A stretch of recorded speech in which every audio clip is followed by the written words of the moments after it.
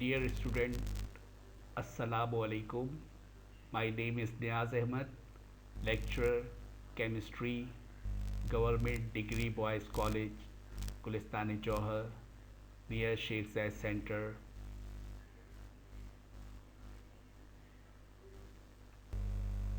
My today topic is calculate the heat of formation numerical.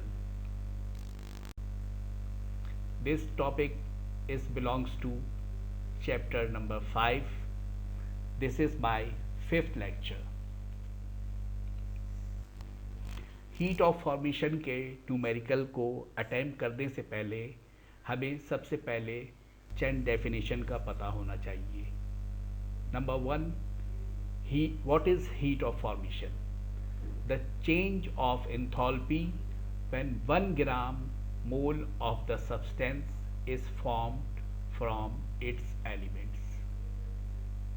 Enthalpy की change जब 1 ग्राम मोल substance अपने element से बनता है उसको हीट ऑफ फॉर्मेशन कहते हैं. फिर इसी तरह standard heat of formation. The standard heat of formation is the heat of formation when all the substance involved in the reaction are each at unit activity, that is at 25 degree centigrade and 1 atmospheric pressure. आमतौर पे exam में standard heat of formation की definition पूछी जाती है और student heat of formation की definition लिख करके आ जाते हैं, जिसकी वजह से उनका ये सवाल गलत हो जाता है. तो जब भी स्टैंडर्ड हीट ऑफ फॉर्मेशन पूछा जाए तो स्टैंडर्ड हीट ऑफ फॉर्मेशन का आंसर दें. अब हम बात करते हैं हीट ऑफ फॉर्मेशन के न्यूमेरिकल की. इसके न्यूमेरिकल में दो साइड्स होती हैं. लेफ्ट हैंड साइड पर रिएक्टेंट होता है, राइट हैंड साइड पर प्रोडक्ट होता है. और इस पूरे न्यूमेरिकल को करने में हमें 3 स्टेप याद रखने हैं. ये पूरा न्यूमेरिकल सिर्फ इन 3 स्टेप पर होगा. सबसे पहले हमें मल्टीप्लिकेशन करना होगा, नंबर 2 एडिशन करना होगा, नंबर 3 सब्सट्रैक्शन करना होगा और हमें हीट ऑफ फॉर्मेशन हासिल हो जाएगी. चलें. ऑन एडिंग इक्वेशन 5 एंड 6 को हम लेते हैं. जब हम इसको ऐड करेंगे तो हमें 2a2 plus 16x2 plus 5y2 arrow 4ax3 plus 10x2y और ये हीट ऑफ फॉर्मेशन हमें हासिल हो गई. लेकिन यहाँ कुछ चीज़ें हमें एक्स्ट्रा हासिल हो गई. अब हम अपनी टारगेट इक्वेशन को देखते हैं. वहाँ पे हमें 4ay राइट हैंड साइड पे चाहिए, जो कि अब तक हमें नहीं मिला. तो लिहाजा ऑन मल्टीप्लाइंग इक्वेशन 4 बाई 4 करेंगे तो हमें 4ay भी हासिल हो जाएगा. लिहाजा 2a2 plus 2y2 arrow 4ay और heat of formation 86.40 kilo joule per mole हासिल हो जाएगा और ये इक्वेशन 8 बन जाएगी. अब हम ऑन सब्सट्रैक्टिंग इक्वेशन 7 फ्रॉम 8 कर लें. फ्रॉम के बाद जो इक्वेशन होती है इसको हमेशा हम ऊपर लिखते हैं और दूसरी को नीचे, और फिर हम नीचे जिसकी साइन प्लस हो उसकी साइन हम नेगेटिव लगा देंगे. इस तरह से हमें इक्वेशन नंबर 9 हासिल हो जाएगी. -16x2 minus 3y2 arrow minus 4ax3 minus 10x2y plus 4ay और heat of formation 620.4 kilo joule per mole. ये इक्वेशन 9 हासिल. ऑन मल्टीप्लाइंग इक्वेशन 3 बाय 16, इस तरह से 16x2 plus 8y2 arrow 16x2y और हीट ऑफ फॉर्मेशन को भी हम 16 से मल्टीप्लाई कर देंगे तो -924.8 किलो जूल पर मोल हो जाएगा. अब एडिंग इक्वेशन 9 और 10 कर लेंगे तो इस तरह से हमें 4ax3 plus 5y2 arrow 4ay plus 6x2y और heat of formation minus 304.4 kilo joule per mole हासिल हो जाएगा। ये हमारा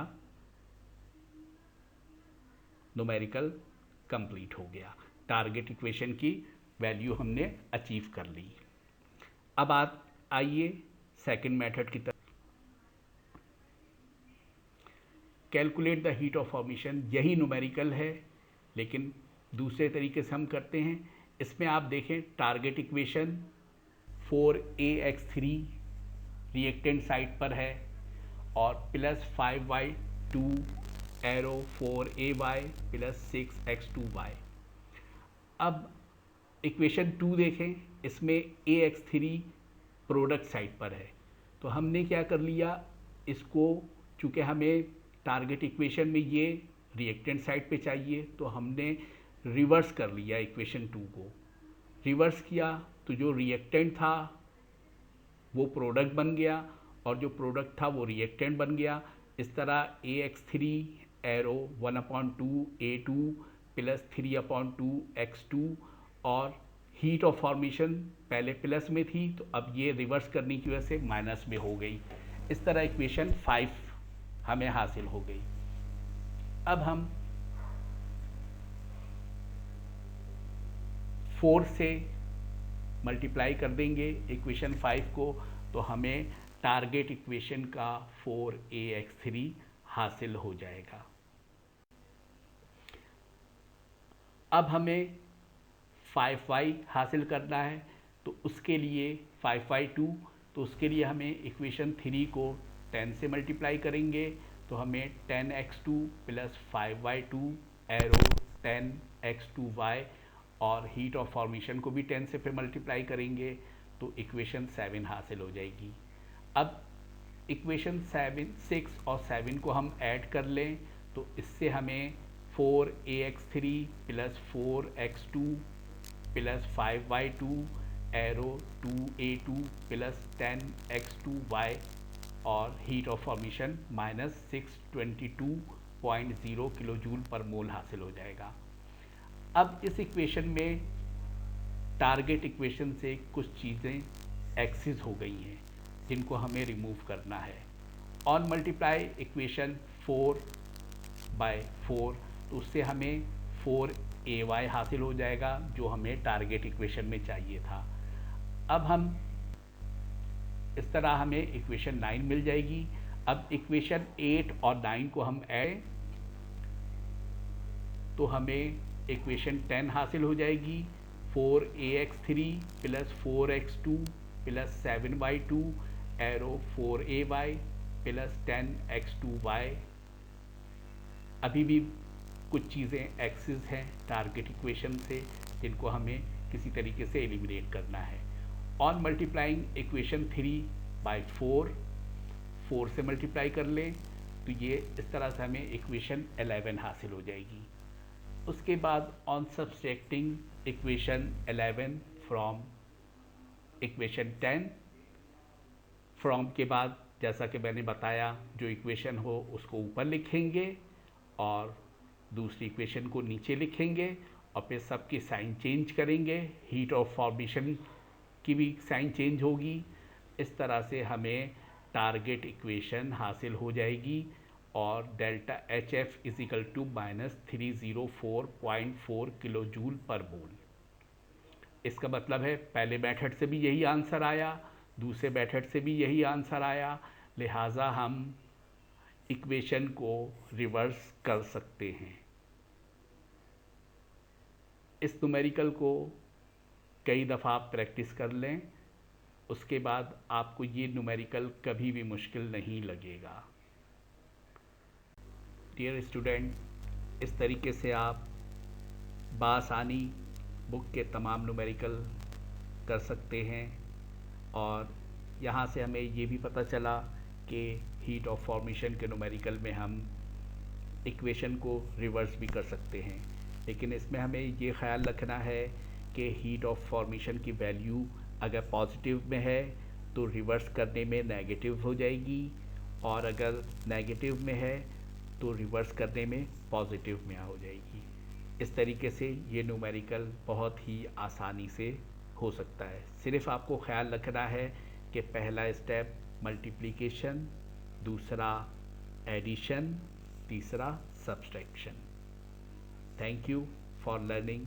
अल्लाह हाफिज़।